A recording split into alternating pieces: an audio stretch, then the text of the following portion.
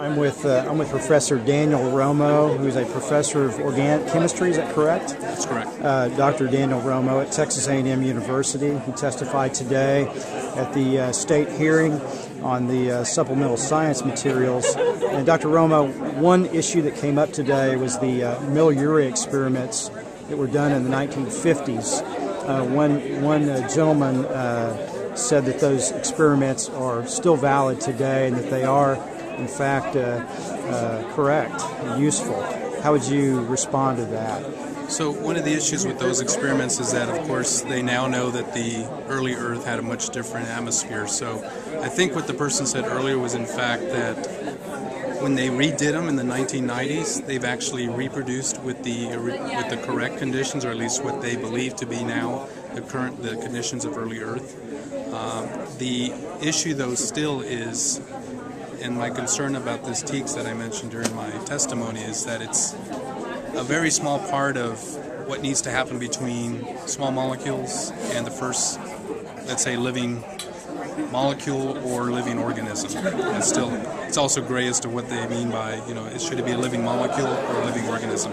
But that gap there is huge, and that's the main issue, is that there's very little known. So in terms of abiogenesis, life from non-life, the big issue is how do we actually present that to the high school students? And my concern right now is that we're presenting it in such a way that the students are just basically led to believe that everything's there, it just needs to be worked out better. And I would look at it very differently and say this is a very speculative area of science.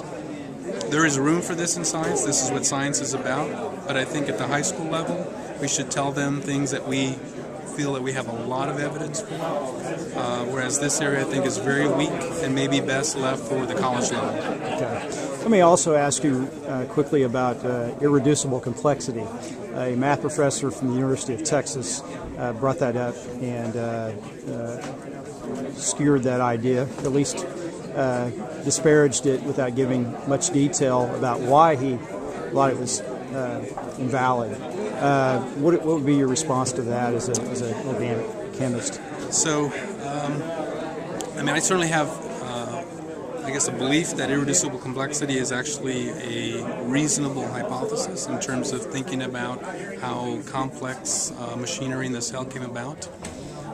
Again, as a chemist, though, I feel like I'm most qualified to talk about things dealing with chemistry, because chemical evolution, as it's called, versus biological evolution. Mm-hmm. When you get into irreducible complexity, now you're talking about biological evolution. Mm-hmm. So I would, feel less comfortable talking about those things, but I clearly think that there are certain machineries, and knowing quite a bit about chemistry and some about biochemistry, there's clearly machines in the cell that just seem to be irreducibly complex, meaning that it's hard to imagine how these things could not have come about at one time, as opposed to adding parts, as the Darwinian evolution would require that they do.